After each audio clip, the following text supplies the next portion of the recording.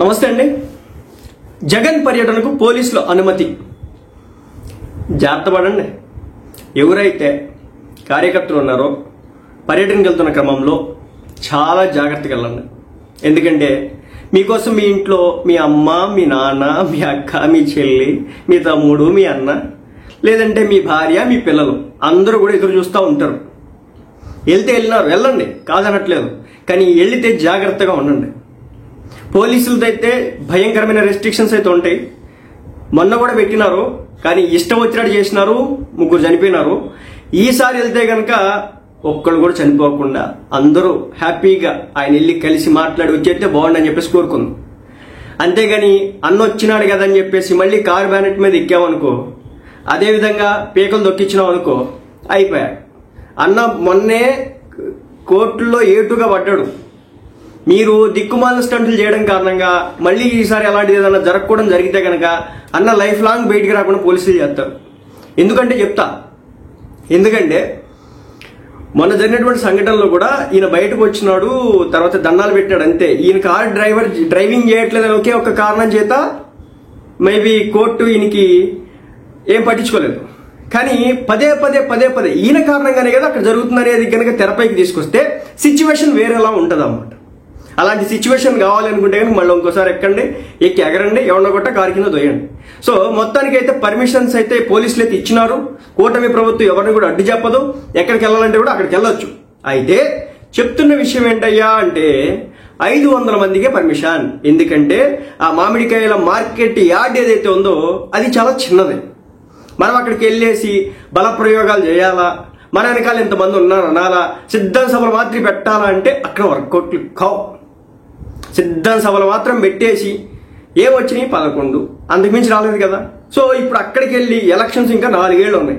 ఇప్పుడే కక్కుర్తి పడిపోయి మళ్ళీ వెళ్ళిపోయి అక్కడ సిద్ధం సభలు లాంటివి ఒకటి క్రియేట్ చేసి మళ్ళీ రచ్చ రగడ స్టార్ట్ చేయించి తర్వాత చేయకూడదు నేను చేస్తే పేకలు దొక్కుతా ఉంటే ఇబ్బంది అవుతుంది. కాబట్టి జగన్మోహన్ రెడ్డి గారిని దృష్టిలో పెట్టుకోండి, ఆయన రాజకీయ భవిష్యత్తుని దృష్టిలో పెట్టుకోండి. మొన్న కూడా ఆయన మీద కేసులు పడ్డాయి అనే విషయాన్ని మర్చిపోకండి.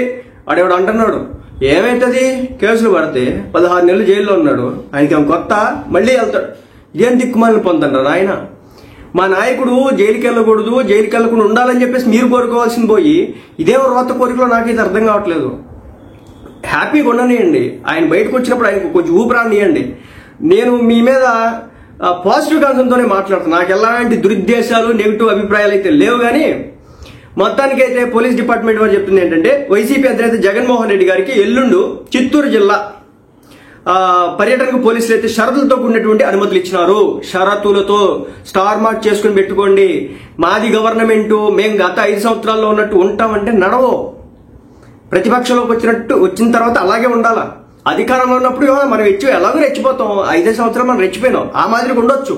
కానీ ప్రతిపక్షంలోకి వచ్చిన తర్వాత కొంచెం చూసి జాగ్రత్తగా వెళ్ళాలా. ఎందుకంటే అధికారం మంది కాదు కదా, ఎవడు మన మాట లెక్క చేయడు. సరే జగన్మోహన్ రెడ్డి గారి మాట లెక్క చేయొచ్చు, లేదా మాజీ ఎమ్మెల్యేలు, మంత్రుల మాట లెక్క చేయొచ్చు. క్యాడర్ అసలు పట్టించుకోరు, తొక్కుతారు. నేను మీకు పదే చెప్పేది ఏంటంటే మీ ఇంట్లో అమ్మ, నాన్న, అక్క, చెల్లి, అన్న, తమ్ముడు, భార్య, పిల్ల అందరూ ఉంటారు. దయచేసి వాళ్ళ ఇబ్బంది పాలు పెట్టకండి, వాళ్ళ రోడ్ల మీద తీసుకురాకండి, మీ కుటుంబాన్ని రోడ్డుని వేసుకోకండి. వెళ్ళండి, ఎంజాయ్ చేయండి, దూరం నుంచి చూడండి, వచ్చేయండి. అలా కాదు అన్న కారు కింద పడతా, అన్న కారు ఎక్కుతా అంటే అన్న ఎక్కడ దాకా ఎంత చేస్తాడు? ఆయన ఏమైనా ఎక్కమంటాడు, ఆయన తొక్కమంటాడా? లేదు కదా.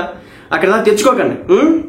మామిడి రైతులను పరామర్శించే మార్కెట్ యార్డ్ చిన్నది కావడంతో జగన్తో పాటు 500 మాత్రమే ఉండాలని, 500 మంది మాత్రమే ఉండాలని ఆంక్షలు విధించినారు.